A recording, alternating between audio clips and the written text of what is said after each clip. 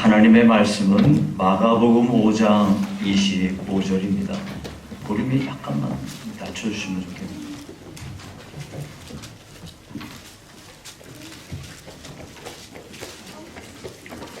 마가복음 5장 25절에서 34절까지 제가 봉독해 드리겠습니다.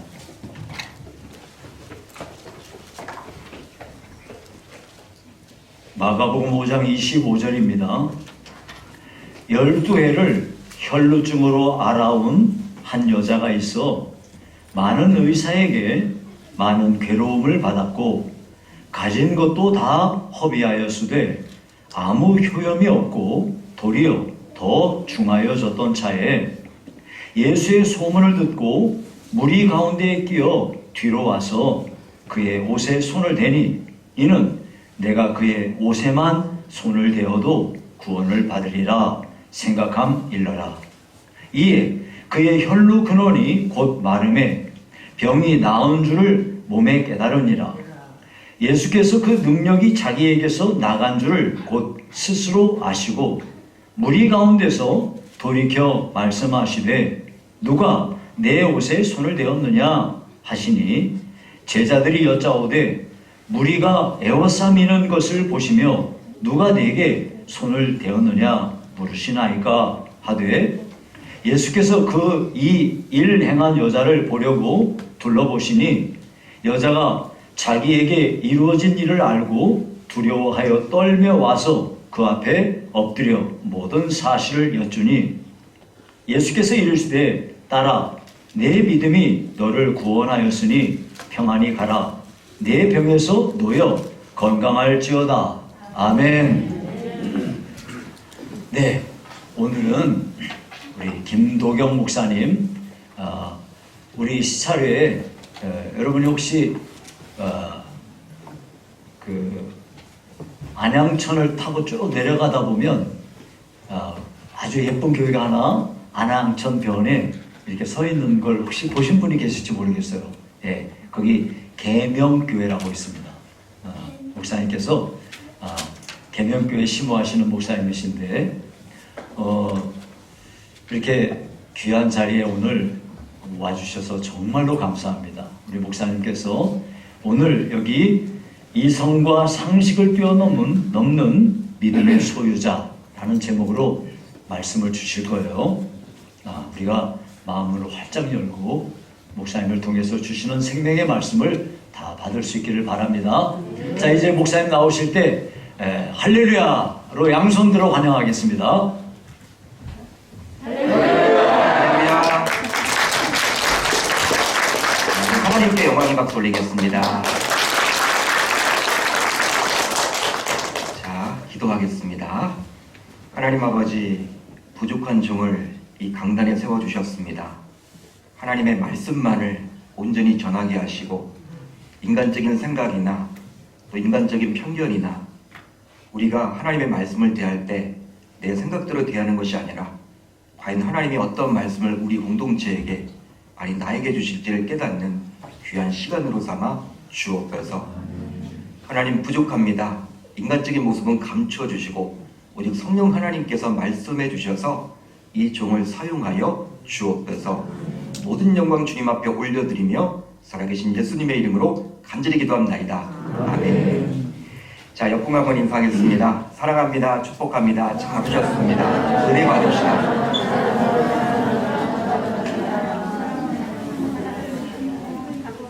저는 처음에 말씀 부탁을 받고 그냥 헌신 예배 정도 이렇게 말씀인 줄 알고 준비했는데 알고 보니까 부흥회라고 이렇게 적혀 있어요.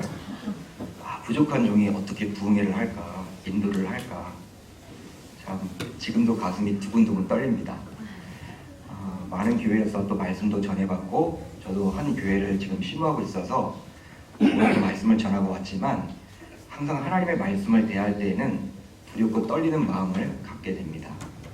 이 존귀한 강단에 부족한 죄를 세워주신 하나님 앞에 영광을 돌립니다. 그리고 우리 신인철 우리 담임 목사님과 우리 당회 장로님들에게도 귀한 감사 제 말씀 전해 올립니다. 우리 신인철 목사님은 참 저에게는 멋진 형님과 같은 분이에요. 제가 계명교회의 3대 담임 목사로 5년 전에 부임을 했습니다.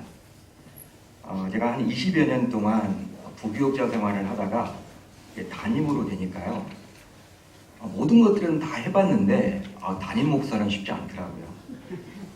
말씀만 전하는 게 아니라 교회 모든 전반적인 운영과 당회도 어떻게 운영하는지를 모르겠더라고요. 부교육자 때는 그런 거 안 알려주거든요. 그래서 이제 같은 시찰인 우리 신목사님께 이런저런 여쭤봤습니다. 목회 선배이기 때문에. 그랬더니 차근차근 잘 가르쳐주고 이렇게 하면 좋겠다라고 이렇게 저에게 지도를 해주셨어요. 그대로 했더니 장로님도 좋아하는 것 같고 저만 그렇게 느끼는지 몰라도 아무래도 지금 편하게 목회를 하고 있습니다. 알고 보니까 신인철 목사님 같은 시찰에서 목회를 같이 하고 있는데 저의 총신 학부 또 선배님이십니다. 우리 목사님이 이렇게 말씀을 강사로 섭외를 할 때 이번에 다 총신 출신들만 어떻게 다 하셨더라고요. 제가 이렇게 스크린을 다 해보고 왔거든요. 첫날은 우리 전병철 목사님 모셨죠. 말씀 전하신 전병철 목사님도 저희 신학부 선배님이시고, 또 지난주에는 김용성 목사님 모셨죠. 잘생긴 목사님 오셨잖아요. 저보다 살짝 키가 큰 그런 목사님도 우리 총신 또 종교교육과 학부 출신이고, 저도 신학부 출신입니다.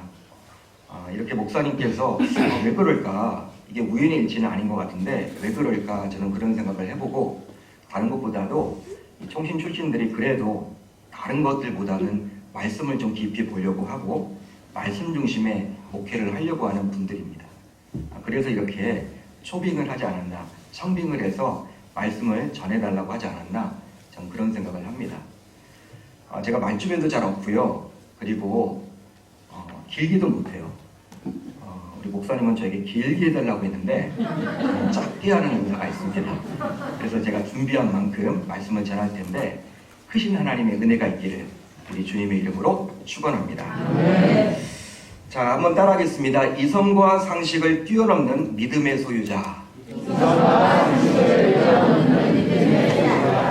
이성과 상식을 뛰어넘는 믿음의 소유자. 이란 제목으로 하나님의 말씀을 증거토록 하겠습니다.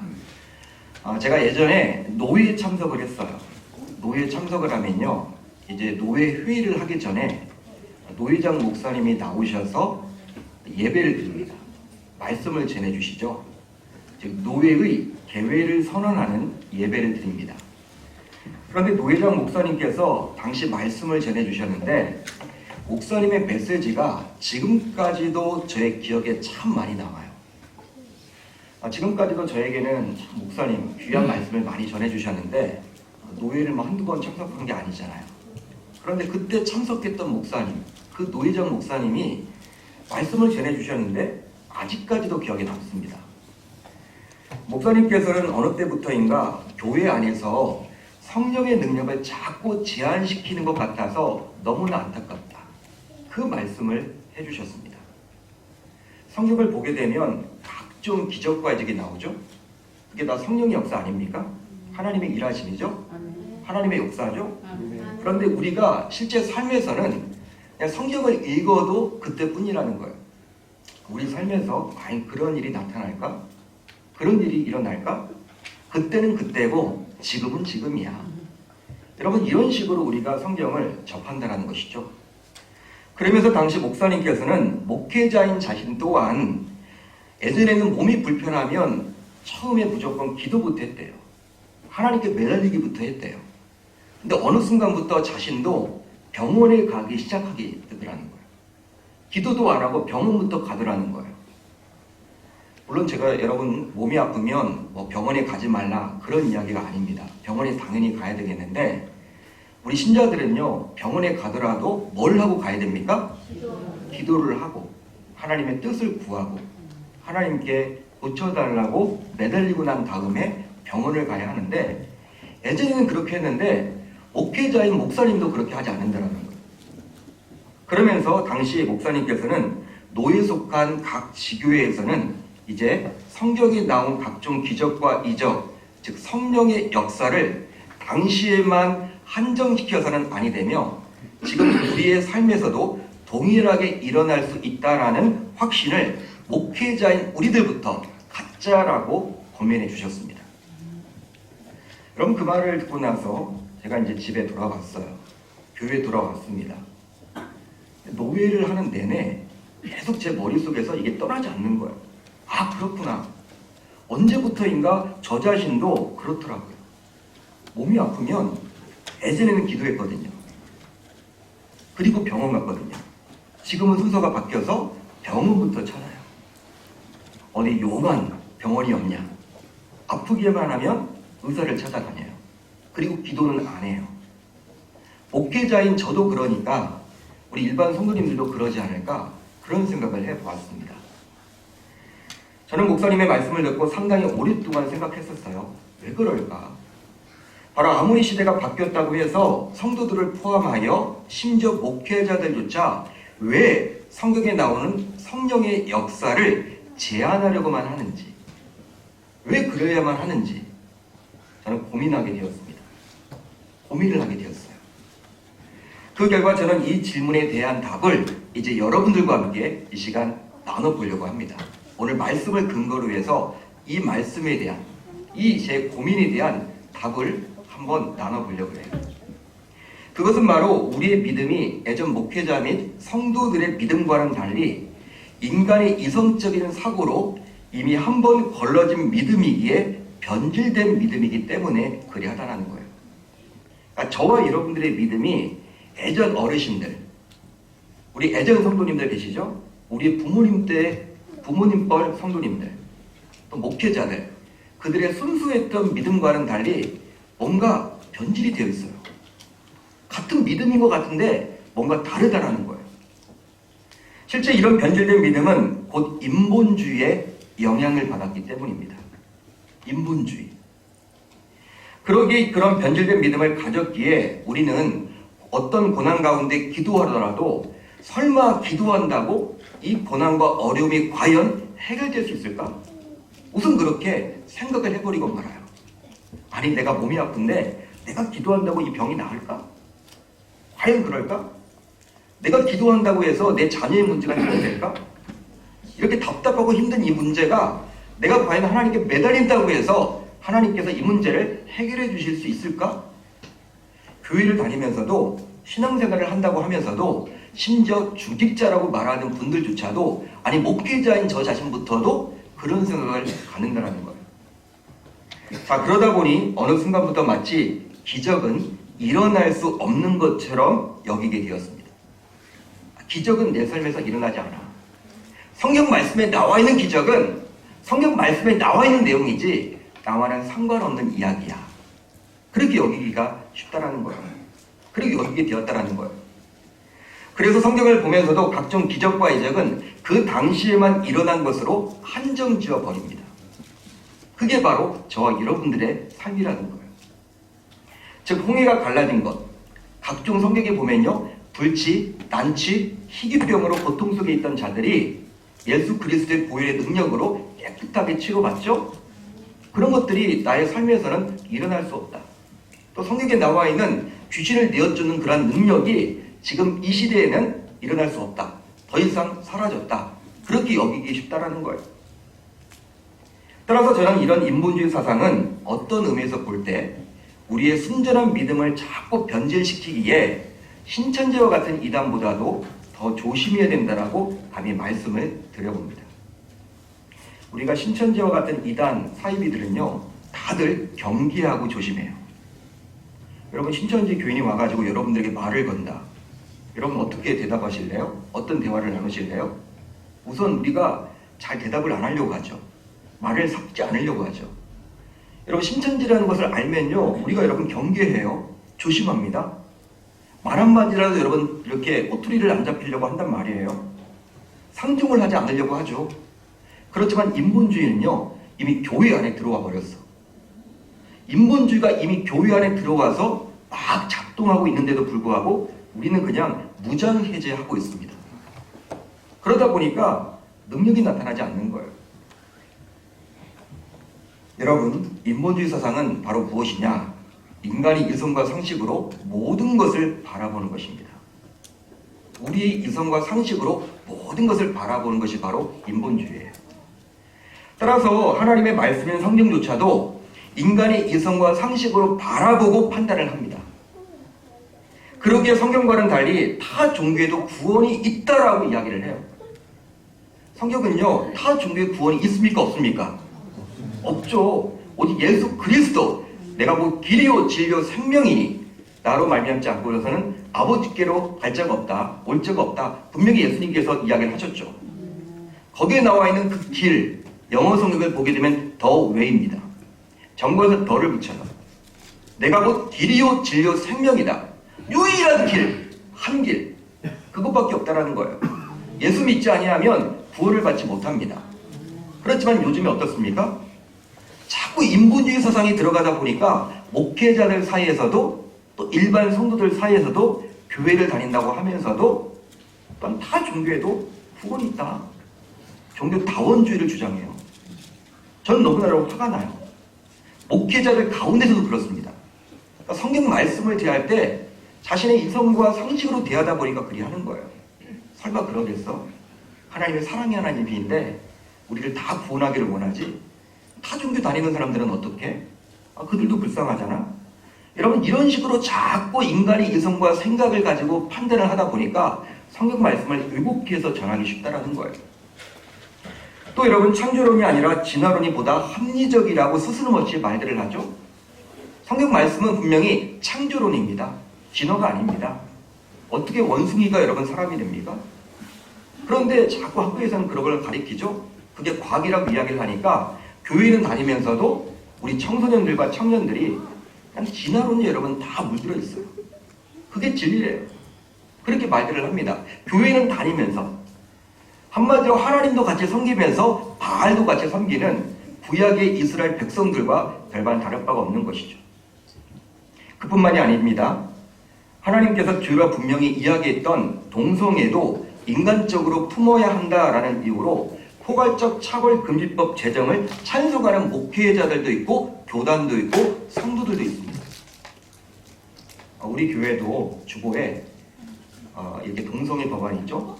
포괄적 차별금지법 제정을 이렇게 반대하는 문구를 넣었어요. 그리고 기도합니다. 당의 장로님들이 이제 기도를 해요. 이게 여러분 제정이 돼서는 안 되거든요. 이게 악법 중에 악법이거든요. 분명히 하나님께서는 이 동성애를 진노하십니다. 죄라고 분명히 이야기를 하시는데 하나님이 사랑의 하나님이신데 우리가 생각해보면 그 동성애죄도 통과해야 되는 것 아니야? 그 법이 통과되면 어때? 이런 식으로 여러분 여긴다라는 거예요. 여러분, 인간의 이성과 상식이 그만큼 무섭습니다. 교회 안에도 이미 파고들었다라는 것이죠.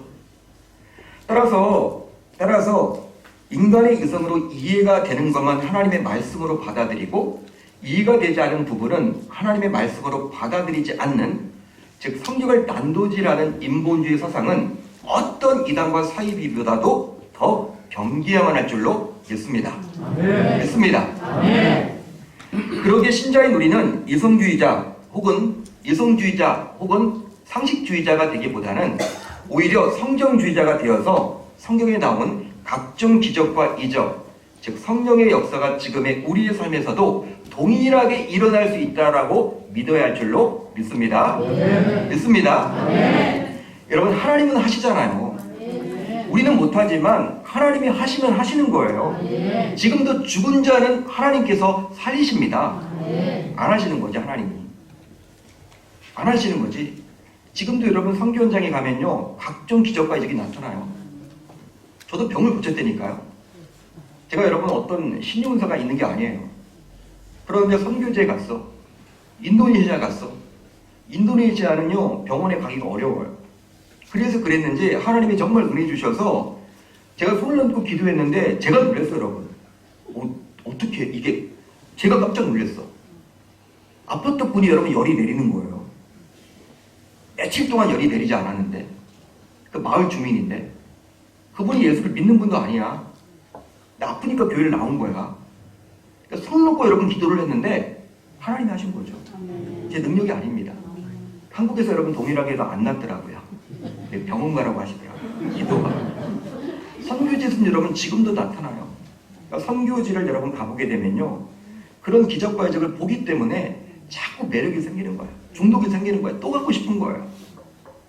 저도 여러분 제가 놀릴 때니까요. 아, 그렇구나. 집사님, 권사님들도 여러분 마찬가지예요. 목회자이기 때문에 병이 낫고, 나는 집사인데, 권사인데, 내가 장로인데, 내가 성도인데, 과연 나는 할 수 있을까? 하나님이 하시면요, 쓰시면요, 사용하시는 거죠. 자, 이제 오늘 본문 안으로 들어가 보겠습니다. 말씀 안으로 들어가 보면 스스로의 힘으로 감당하기 힘든 문제를 만난 한 여인을 만나볼 수가 있어요. 이 여인에 대해서 마가 요한은 다음과 같이 기록을 해주고 있죠. 자, 오늘 보면 25절로 26절을 한번 같이 읽어봅니다. 시작! 12해를 혈루증으로 알아온 한 여자가 있어 많은 의사에게 많은 괴로움을 받았고 가진 것도 다 허비하였으되 아무 효험이 없고 도리어 더 중하였던 차에, 이 여인은 무려 12년 동안이나 혈루증을 앓았습니다. 12년 동안이나. 말이 12년이지 얼마나 힘들까요? 얼마나 여러분 어려울까요? 여러분 12년이 뭡니까? 12개월만 병원에 입원해 보세요. 죽으려고 할 거예요. 12달이 뭐예요? 여러분 12일만 병원에 입원해 있어도요, 나오고 싶을 거예요. 그게 여러분 사람이죠. 여러분 결국 이 혈루증을 고치고자, 이 12년 동안 그렇게 혈루증으로 앓았기 때문에 이 혈루증을 고치고자 지난 12년 동안 용하다는 병원을 다 찾아가 봤습니다. 이 여인이 병원은 다 찾아가 본 것 같아요. 하지만 결국 가진 돈만 모두 탕진했으며 오히려 어떻게 되었습니까? 병증은 더 심해져만 갔다라는 거예요. 문제를 만난 거죠. 인생에 여러분 큰 어려움을 만난 거죠. 성경에서 12은, 즉 12는 완전수입니다. 성경에서 여러분 숫자를 우리가 보게 돼요. 7이라는 숫자가 여러분 완전수죠. 12이라는 숫자도 완전수예요. 그러다 보니까 구약시대 이스라엘에는 몇 개 지파가 있었습니까? 12지파가 있었고, 예수님께서도 신약시대에 12제자를 세우셨죠. 여러분들이 어떤 공동체에 소그룹을 하실 때도요, 12명을 세워놓아도 좋을 것 같아요. 오카르 목사님이 이런 이야기를 하셨어요. 나는 진짜 이 12명 목회를 하고 싶었다. 진짜 목회를 하는 도중에 12명의 제자 훈련을 시켜서 진짜 참 제자 12명만을 만들고 싶었다. 그런 이야기를 하셨어요. 그러다 보니까 교회가 커졌대요. 나중에 여러분 목사님이 이제 돌아가시기 전에 어떤 분이 12명을 다 세우셨으니까 수없이 많은 성도들이 있잖아요. 그랬더니 아직도 못 세웠어. 그 말을 하시더래요. 그만큼 여러분 제자를 키우기가 쉽지 않다는 것이죠. 따라서 12회 동안 혈루증을 앓았다는 것은 이제 더 이상 회복이 불가능한, 즉 절망적인 상황임을 말해주는 거예요. 더욱이 이 여인의 병인 혈루증은 대개 혈관 조직이 약해져서 혈관의 틈을 통해 피가 몸 밖으로 나오는 아주 무서운 병입니다. 레위기를 보게 되면 피가 멈추지 않는다라는 의미로 유출병이라고 이야기를 해요. 유출 증세다. 전통적으로 유대인들은 혈루증을 한센병과 더불어 죄에 대한 하나님의 형벌로 생각했기 때문에 부정하게 여겼다고 합니다. 그러니까 사람들이 여러분 거리끼는 거예요. 만나보지 않으려고 그러는 거예요. 접촉 자체를 안 하려고 합니다. 문둥병에 걸린 사람과 이 유출증, 즉 혈루증에 걸린 사람은 사람들이 같이 밥도 먹지 않고 활동을 할 수가 없는 거예요. 그런데 이 여인, 여러분 보세요. 혈루증에 걸렸는데 당시 유대 사회에는 여자와 이방인 그리고 장애를 가지고 태어난 인생을 부정하고 여겼대요. 여자, 장애인 그리고 이방인이 부정하게 취급을 받았습니다. 당시에는. 그런데 이 여인은 여자로 태어나가만 해도 부정하다고 여길 만한데 그뿐 아니라 혈루증까지 앓게 되었으니 고달픈 인생이요 스스로 감당하기 힘든 고난의 행군을 하는 자라고 감히 말할 수 있겠죠. 여러분 위기가 계속 겹치는 거예요. 여자로 태어난 것만 해도 힘든데 요즘은 그렇지 않잖아요. 오히려 여러분 어떤 집에서는 여성들이 목소리를 내요. 권사님들이 여러분들 막 좌지우지하는 경우도 있잖아요. 요즘에 우리 집도 약간 그런 영향이 있는데 그런데 여러분들 유대 사회에는요 여자로 태어난 것이 여러분 부정이에요. 이방인으로 태어난 것이 부정이에요. 장애를 안고 태어난 것이 부정이야. 그것만 해도 힘든데 혈루증을 앓게 되었으니 부정 가운데 왕부정입니다. 여러분 정말 힘든 인생이죠. 감당할 수 없는 인생이죠. 실제로 당시 유대 사회는 부정한 자가 손대는 것은 그대로 그것이 무엇인지 부정하게 된다라는 풍습이 있었기 때문에 이 여인은 마음대로 일할 수도 없었고 외출할 수도 없었고 심지어 당연히 신앙생활을 하는 회당에도 자유롭게 출입할 수가 없었어요. 당시는 회당 중심의 신앙생활을 했거든요. 회당에서 말씀을 가리키고 들었거든요. 이 교회 같은 곳인데 이런 곳에도 나오지 못하는 거예요. 너무나 안타깝죠. 직장도 못 가죠. 여러분 어디 활동도 못해. 친구들도 못 만나. 교제권도 없어. 집안에만 머물러 있어야 되는 거예요. 한마디로. 교회도 못 가. 왜? 부정하기 때문에. 그런 상황에서 이 여인은 이제 예수의 소문을 듣고 용기를 내어서 예수를 찾아 길가로 나오게 되었습니다. 바로 못 고치는 병이 없을 뿐더러 마음의 병까지도 치료해 주신다라는 그 소문을 들었기 때문이죠. 이미 길가에는 예수를 보러 구름대처럼 많은 군중들이 모여있는 형편이었어요. 얼마나 사람들이 많이 모였는지 몰라요. 이 여인은 연약한 여인의 몸으로 그 사이를 비집고 막 들어가가지고 결국 예수의 옷자락을 터치하게 되었습니다. 예수님의 옷자락을 만지게 되었다는 거예요. 그 결과 정말 놀라운 역사가 예수의 옷자락을 만지는 그 찰나에 일어나게 되었는데요.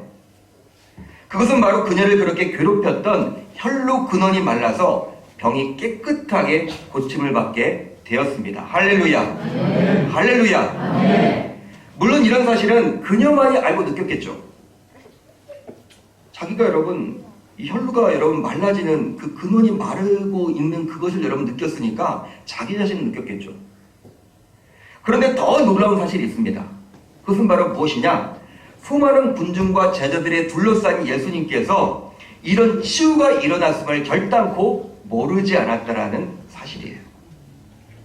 그랬기에 예수님께서는 이제 무리를 향해서 다음과 같이 말씀을 하십니다.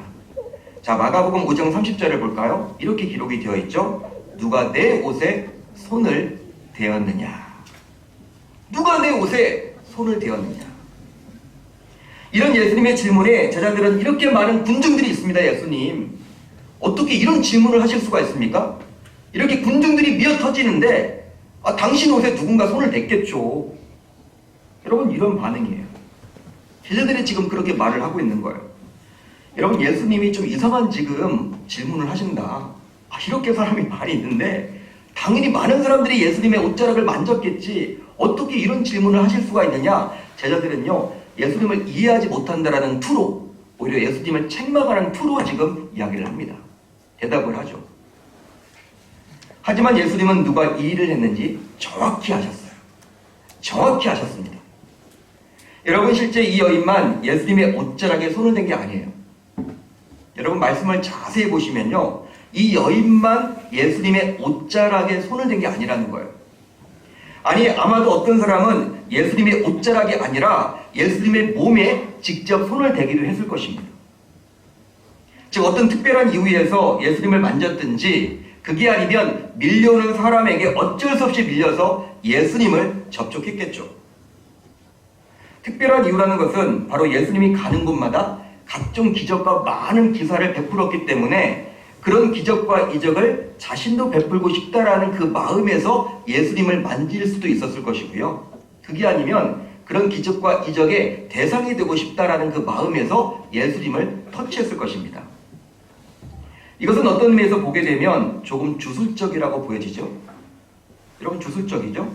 예수님이 각종 기적과 이적을 베푸는 분이니까 나도 그분을 만지면 나도 그렇게 되지 않을까 하는 그 마음.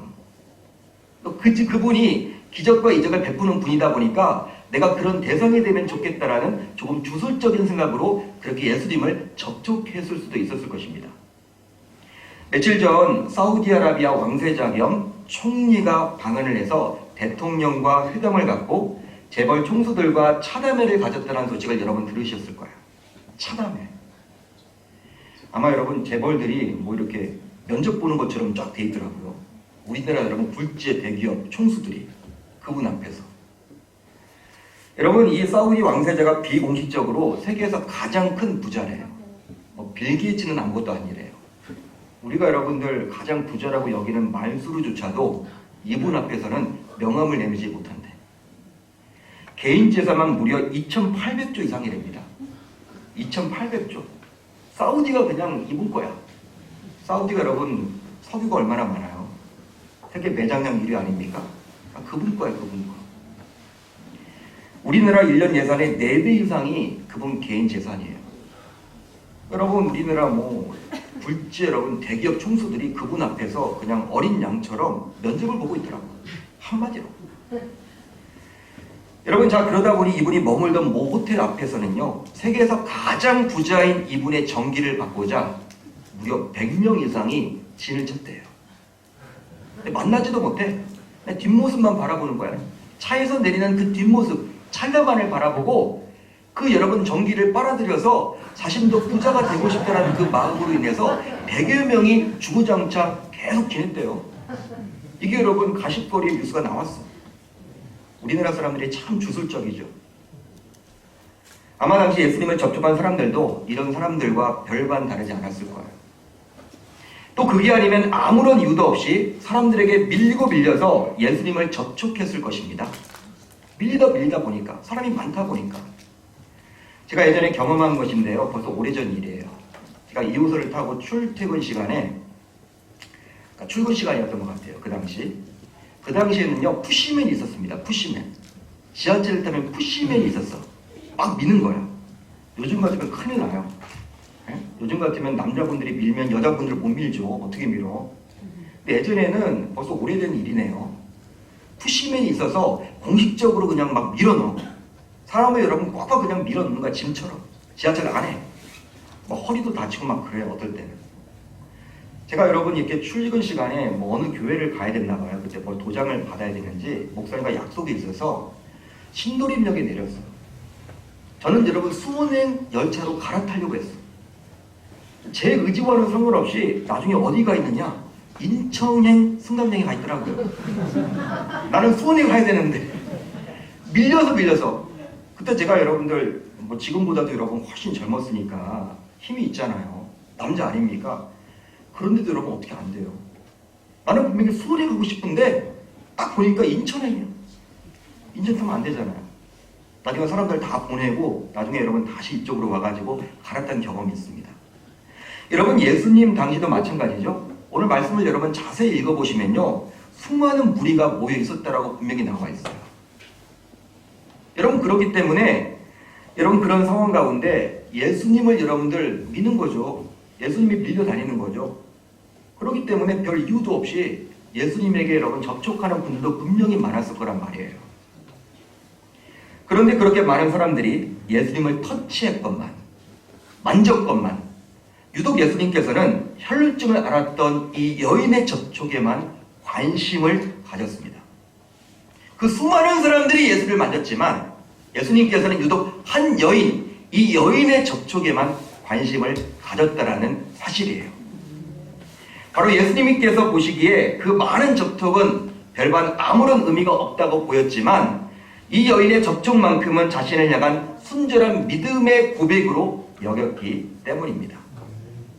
그래서 결국 예수님께서는 군중 속에서 이 여인을 찾아내서 이제 이 여인의 믿음을 다음과같이 인정하고 칭찬해 주셨어요. 자, 오늘 본문 34절을 볼까요? 우리 한번 같이 읽어봅니다. 시작! 따라 내 믿음이 너를 구원하였으니 평안히 가라. 내 병에서 놓여 건강할지어다. 아멘. 따라 내 믿음이 너를 구원했다. 여기에 나와 있는 구원은 치유예요. 힐링. 너 고침받았다. 너의 믿음이 너를 고쳐준 거다. 이런 예수님의 말씀은 야고보 기자를 통해서 다시 한번 신자인 우리에게 전해집니다. 야고보서를 봐도요 동일한 말이 나와요. 자, 야고보서 5장 15절을 볼까요? 이렇게 나와 있죠. 믿음의 기도는 병든 자를 구원하리니 주께서 그를 일으키시리라. 할렐루야. 할렐루야. 그러니까 기도만 한다고 되는 게 아니라 믿음의 기도. 자, 그렇다면 이 여인의 믿음은 과연 어떤 믿음이라고 볼 수 있을까요? 여러분, 믿음은 믿음인데 어떤 믿음입니까? 바로 예수님을 대속할 구주로 인정하는 믿음이었습니다. 한번 따라할까요? 예수님을 대속할 구주로 인정하는 믿음이었습니다. 자, 오늘 보면 27절, 28절 중요합니다. 우리 한번 같이 읽어봅니다. 시작. 이는 내가 그의 옷에만 손을 대어도 구원을 받으리라 생각합니다. 아멘. 이성적으로 또 상식적으로 생각을 해보세요. 여러분, 우리의 머리로 한번 생각을 해보자고요. 어떻게 예수님의 옷깃을 만진다 하더라도 혈루증이 낫겠습니까? 좋은 병원을 다 찾아다녀도, 용하다는 의원을 찾아다녀도 나을 수 없었던 그 병이 점점 악화만 되고 있는 그 중증 환우가 어떻게 예수의 옷자락을 잡는다고 해서 병이 나을 수 있냐? 이게 말이 됩니까, 여러분? 상식적으로 보게 되면 불가능한 미친 짓이에요, 한마디로. 이상한 짓이에요, 여러분. 세상 사람들은 이렇게 여길 거예요. 돌았나 보다. 옷자락 하나 잡는다고 여러분 낫습니까, 그게? 이상한 거죠. 한마디로 어불성설 아닌가요? 하지만 이 여인은 이성과 상식을 뛰어넘는 믿음의 소유자였어요. 여러분, 설교 초반에도 잠시 언급을 했지만 당시 유대인들은 유출병, 즉 혈루증을 부정하자고 여겼습니다. 그래서 혈루증에 걸린 자가 접촉하는 모든 것은 그것이 물건이건 사람이건 간에 부정한다고 여겼어요. 부정이 여러분 붙는 거야. 전해지는 거예요. 즉 부정, 즉 죄가 정가한다고 생각했기 때문입니다. 레위기 15장 자 2절로 3절을 볼까요? 이렇게 나와 있습니다. 제가 읽어드립니다. 이스라엘 자손에게 말하여 이르라. 누구든지 그의 몸에 유출병이 있으면 그 유출병으로 말미암아 부정한 자라. 그의 유출병으로 말미암아 부정함이 이러하니 곧 그의 몸에서 흘러나오든지 그의 몸에서 흘러나오는 것이 막혔든지 부정한즉.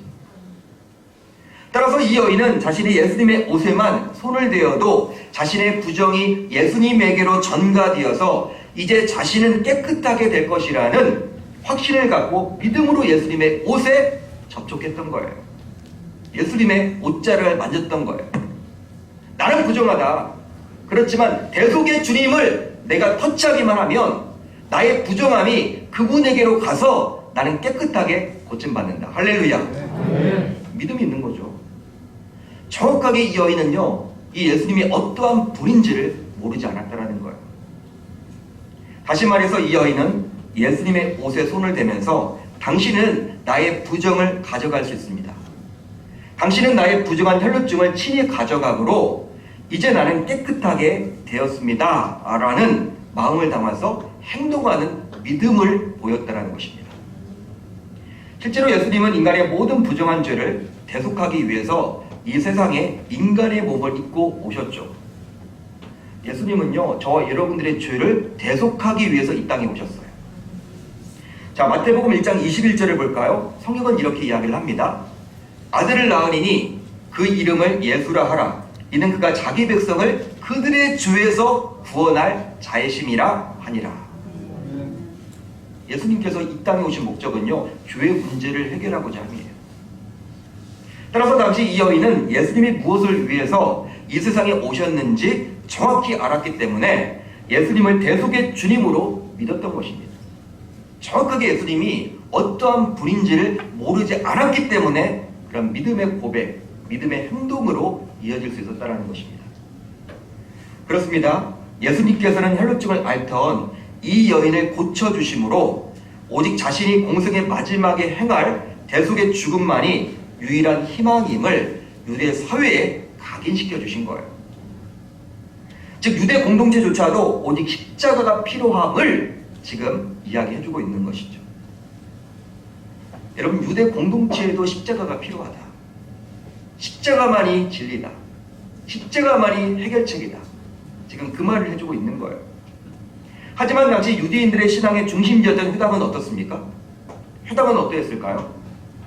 하나님께서 주신 율법에 어느 순간 인간의 이성과 상식이 파고들어서 그 결과 율법주의로 흘러가서 이제 율법을 본래 주신 하나님의 뜻과는 거리가 먼 유대 종교로 굳어지게 되었죠. 하나님이 처음 율법을 주실 때는요, 그런 목적이 아니었거든요. 예수님 당시에는요, 유대교가 되었어요. 처음에 종교를 주신 게 아닌데, 신앙을 주셨는데, 영적인 생활을 하도록 해주셨는데, 율법을 주신 이유도 그런 목적이 아니었는데, 어느 순간 인간의 이성과 상식이 파고 들어가면서 유대 사회를 파고 들어가면서 어떻게 되었습니까? 변질이 되어 버렸다라는 거예요. 딱딱하게 화석처럼 굳어져 버렸다라는 거예요. 결국 회당으로 그런 율법을 나누었으니, 회당에서 그런 율법을 나누었으니 회당은 신앙 공동체라기보다는 오히려 이제 종교 공동체라 할 만했습니다. 예수님 당시가 그리했다라는 거예요. 자, 그러다 보니 어느 순간부터 회당은 더 이상 믿음이 아니라 이성과 상식으로 접근하는 윤리적인 종교의 장이 되어버리고 말았습니다. 여러분들이 기독교를 윤리 종교로 만들지 마세요.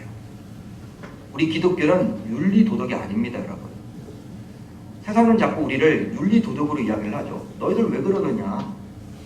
물론 맞는 말이긴 한데 그것으로 여러분 한정지어서는 안 돼요. 우리 기독교는 윤리 종교를 뛰어넘는 것입니다. 실제로 이런 유대회당의 종말을 우리에게 보여주고자 오늘 말씀을 보게 되면요, 오늘 말씀 앞부분을 보세요.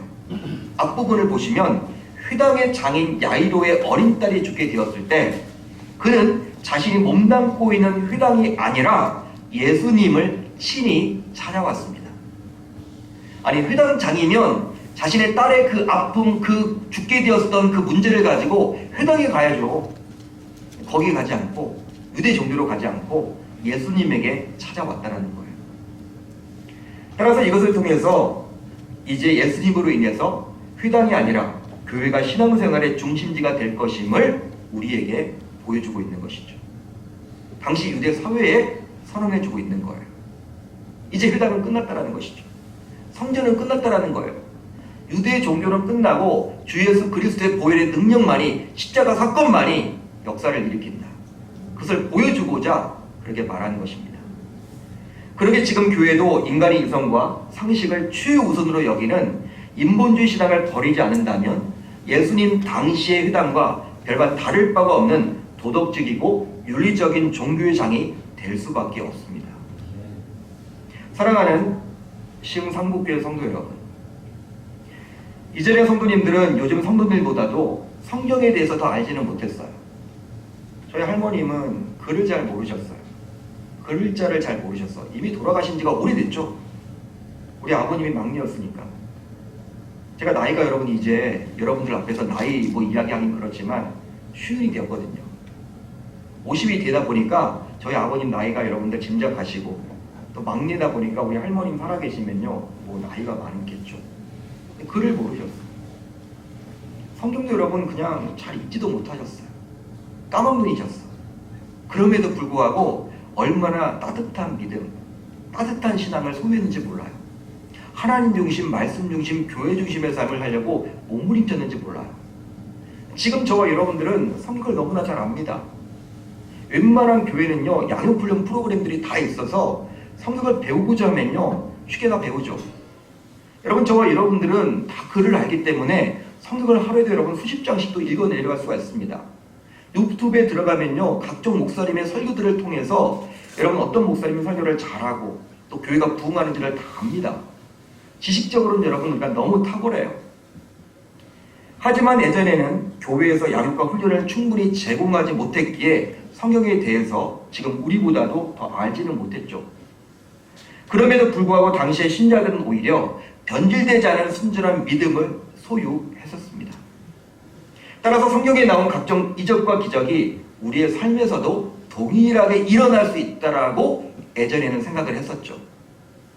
즉 성령의 역사를 제한하지 않았어요. 성령의 역사를 제한하지 않는 시대가 있었다라는 거예요. 하지만 너무나도 안타깝게도 지금 우리는 너무나 똑똑한 신자가 되어버렸지만 이성과 상식이 우리의 믿음보다도 앞서다 보니 삶에서 성령의 역사를 제한시켜 버리지 않았습니까? 물론 이성과 상식 또한 하나님께서 우리에게 주신 것이기 때문에 악한 것은 아니에요. 하나님께서 여러분 우리에게 상식도 주셨고 이성도 주셨기 때문에 그걸 제대로 활용을 해야 되겠죠. 그러나 그 이성과 상식이 하나님보다도 더 우선이 되기에 문제가 되는 것입니다.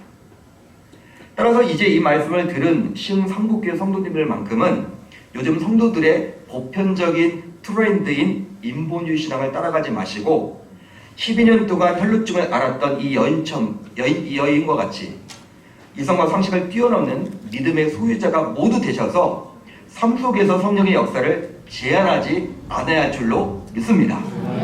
믿습니다.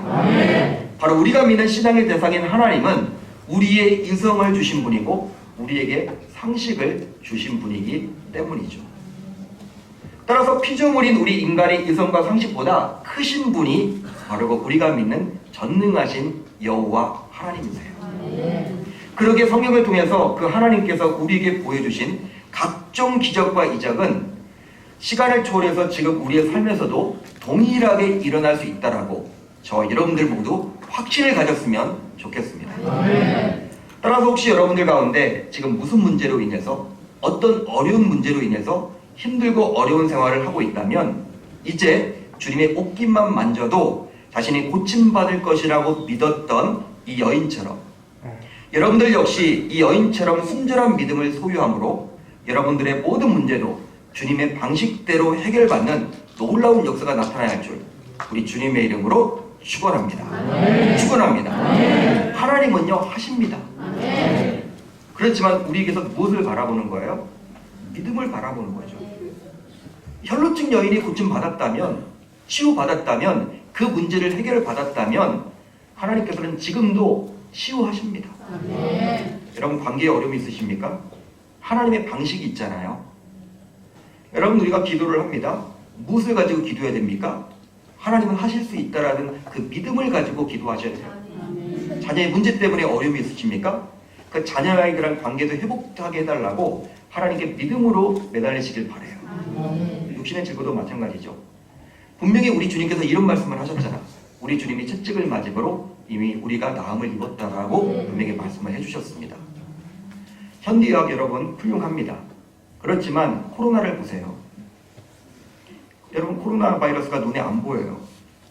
그 안 보이는 이 바이러스 하나 때문에 3년 내내 지금까지도 아직도 끝난 게 아니야. 전 세계가 지금 마비되지 않았습니까? 재앙입니다. 재앙.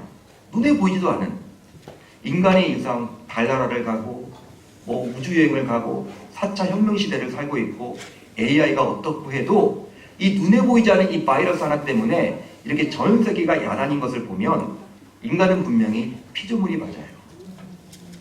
여러분 저는 중국을 바라보면서 참 안타까운 마음이 들어. 여러분 중국은요 지금 제로 코로나 정책을 핍니다. 제로 코로나. 코로나를 연명으로 만들겠다는 거야. 이게 얼마나 교만한 겁니까? 다른 나라들은요 이게 안 되니까 그냥 코로나와 같이 가는 거예요. 백신을 또 맞고 약을 치료받고 이렇게 가는 겁니다. 중국은요 여러분 공산주의잖아요. 사회주의 사상 아닙니까? 인간의 여러분 이성이 최고예요. 영을 믿지 않습니다. 여러분 종교의 자유가 없습니다. 기독교를 탄압하는 곳 아닙니까?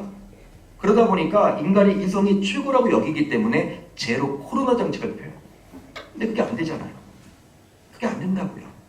어떻게 여러분 10억이 넘는 인구가 한 명도 여러분 코로나 안 걸릴 수가 있습니까? 이게 말이 안 되는 거거든요.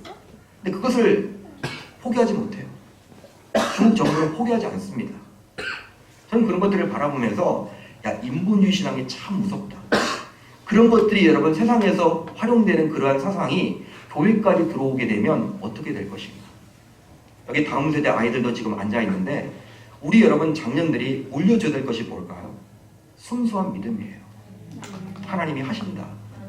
하나님이 역사하시면 지금도 기적은 일어난다. 그게 바로 은혜고 그게 여러분 하나님의 일하심 아닌가요? 자꾸 인본주의 사상을 우리가 여러분 자꾸 추구해서는 안 된다는 거예요. 교회는 교회 방식이 있습니다. 여러분 세상에서 활동했던 그 상식과 이성을 교회 안에 가지고 와서 자꾸 여러분 이야기를 하고 그대로 하려고 하면요 교회는 무너지게끔 되어 있어요.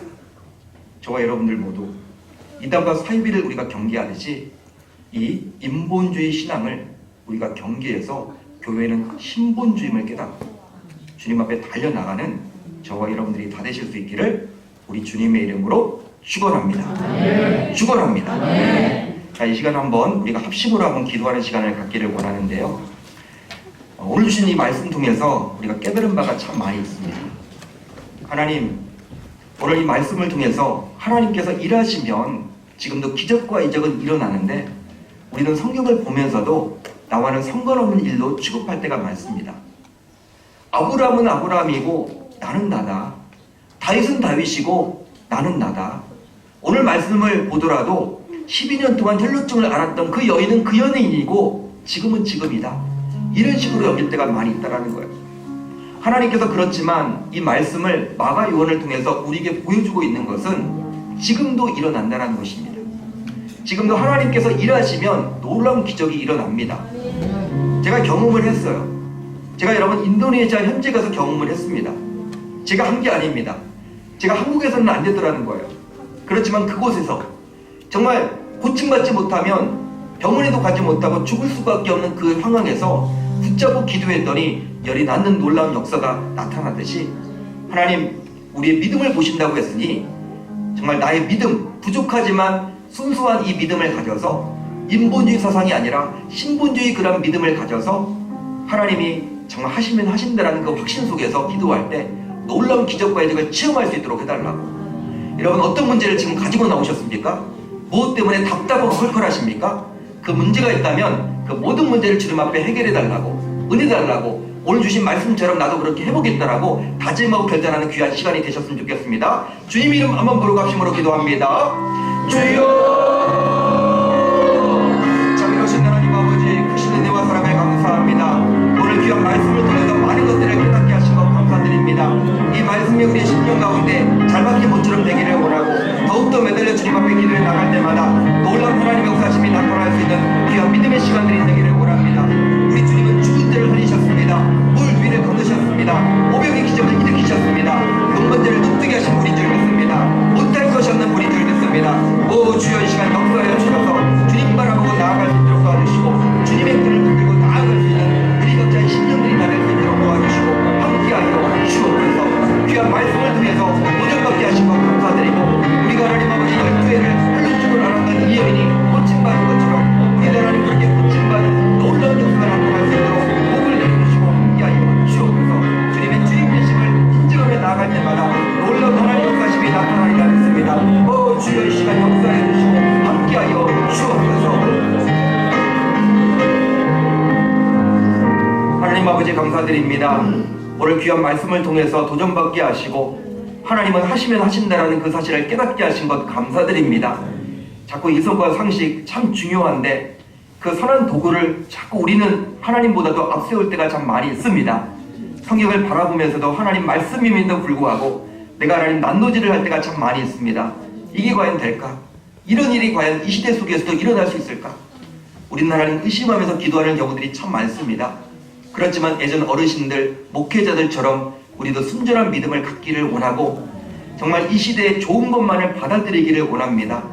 인본주의 사상, 인본주의 신앙을 우리가 버릴 수 있도록 은혜 주셔서 정말 하나님의 놀라운 역사하심을 매일매일 경험하며 나아갈 수 있도록 은혜 베풀어 주옵소서. 우리 주님은 죽은 자를 살리셨습니다. 물 위를 건너셨습니다. 오병의 기적을 일으켜 주신 줄 믿습니다.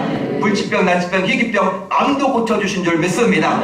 우리 살아가는 시온 상북교회 연약한 모든 지체들 치료받기를 원하고 하나님 관계 문제가 해결을 받기를 원하고 또 하나님 아버지 그러한 재정적인 압박으로 힘들어하는 가정들이 있다면 그 모든 문제가 주님의 선한 뜻 가운데 해결함 받는 놀라운 시간 될 수 있도록 은혜 베풀어 주옵소서. 하나님의 사랑을 우리가 매일매일 경험하기를 원하고 교회 하나님 아버지 이렇게 인본주의 신앙이 들어오지 않기를 원하고 인본주의 사상을 멀리할 수 있도록 도와주셔서 우리가 신천지 이단 대하듯이 정말 우리가 경계하고 조심할 수 있도록 은혜 도하여 주옵소서. 교회는 신본주의인 줄 믿습니다. 민주주의가 아닌 줄 믿습니다. 하나님 교회는 하나님이 다스리시고 통치하시고 역사하는 줄 믿습니다. 하나님께서 이 교회에 우리 담임 목사로 우리 당회장으로 우리 사랑하는 신인철 목사님을 세워주셨사오니 우리 당회 장로님들과 하나 되게 하시고 정말 날로 날로 부흥할 수 있도록 도와주셔서 이 시흥동 일대의 영적 지각을 일으키는 놀라운 시간 될 수 있도록 복을 내려 주옵소서. 시흥동이 변화되어서 하나님 금천구가 변화되고 결국 서울특별시가 변화되는 놀라운 시간들이 될 줄 믿습니다. 주여 간섭하여 주옵소서. 주의 영광 나타나기를 원하며 12해 동안 혈루증을 앓았던 그 여인의 그 믿음, 순결한 믿음, 옷자락만 만져도 내가 깨끗하게 되겠다라는 그 여인의 믿음이 곧 나의 믿음이 될 수 있도록 은혜 더하여 주옵소서. 우리가 하나님 아버지 종교생활하지 않기를 원합니다. 영적 신앙생활하기를 원합니다. 예배를 드릴 때에도 어떤 하나님 교회 봉사를 할 때에도 종교화되어서 딱딱하게 굳어지는 유대주의화 되지 않도록 도와주시고 정말 하나님 중심, 정말 말씀 중심, 교회 중심으로 온전하게 해나갈 때 기쁨이 가득 찰 수 있도록 이 교회를 보살펴 주옵소서. 모든 영광 주님 앞에 올려드리며 살아계신 예수님의 이름으로 간절히 기도합나이다. 아멘.